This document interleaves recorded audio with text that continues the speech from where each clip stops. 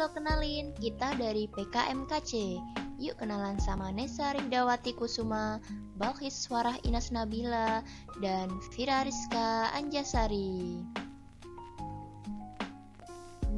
Tahukah kalian, pembangunan rumah yang tercatat dalam program 1 juta rumah pada tahun 2018 mencapai 1 juta lebih unit menurut Kementerian PUPR tahun 2019. Peningkatan pembangunan rumah juga berdampak pada peningkatan kebutuhan material bangunan, khususnya bata ringan. Apa itu bata ringan? Bata ringan merupakan material yang menyerupai beton dan memiliki sifat ringan, kuat, tahan air dan api, serta dapat mengurangi beban struktur bangunan konstruksi dan mempercepat pelaksanaan. Namun, biaya pembuatan bata ringan masih tergolong mahal loh jika dibandingkan dengan bata konvensional, karena bahannya masih menggunakan perolan semen dan dalam pemasangan bata ringan memerlukan perekat. Lalu, bagaimana ya? Pasti kan pernah melihat sampah kan? Kira-kira limbah kertas ini bisa jadi apa ya? Bagaimana dengan limbah ampas tebu ini? Ayo kita buat inovasi.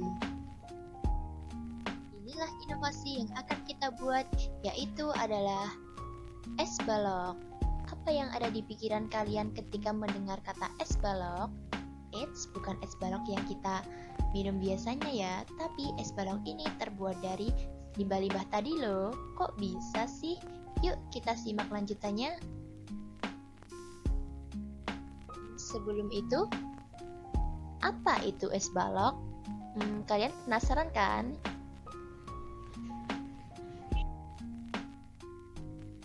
Es balok terbuat dari kertas dan AAT atau abu ampas tebu dengan sistem interlock. Lalu, bagaimana cara mengolah inovasi tersebut? Yuk kita simak penjelasannya. Pengolahan kertas yang pertama adalah kertas dihancurkan dulu, lalu ditambahkan dengan air dan dihancurkan menggunakan blender sampai menjadi bubur kertas. Kedua adalah pengolahan AAT. Pertama, ampas tebu dibakar dengan menggunakan api dengan suhu 600 derajat Celcius sehingga berubah menjadi abu ampas tebu. Ketiga adalah pengolahan foam agent. Foaming agent ditambahkan ke dalam adukan semen tadi dan diaduk manual dengan menggunakan mixer. Selanjutnya, bagaimana proses pembuatan es balok? Nah, ini adalah cetakan es balok. Yuk, simak videonya biar lebih paham.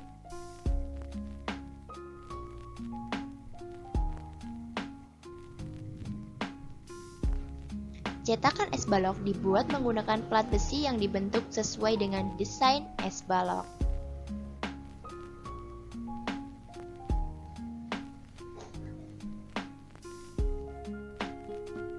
Nah, sekarang siapkan bahan dan alat-alat berikut ini. Alat-alatnya, yang pertama siapkan mixer. Kedua, siapkan ember. Ketiga, jangan lupa pakai sarung tangan. Keempat, kita perlu penggaris.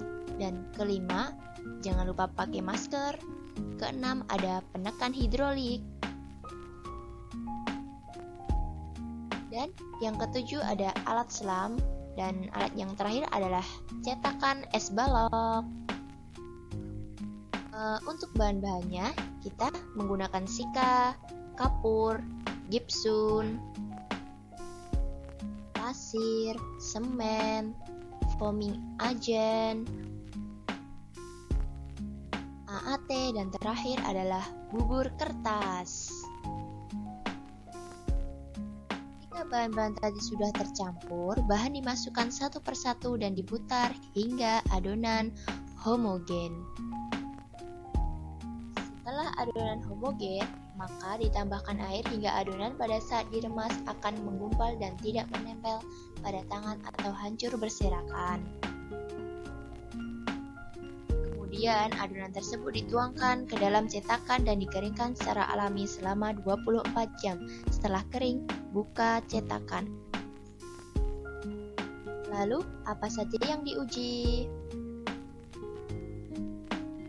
Yang pertama ada uji identitas, kedua ada uji kuat tekan, ketiga ada uji daya serap, dan keempat ada uji ketetapan interlocking. Lantas, bagaimana cara pemasangannya?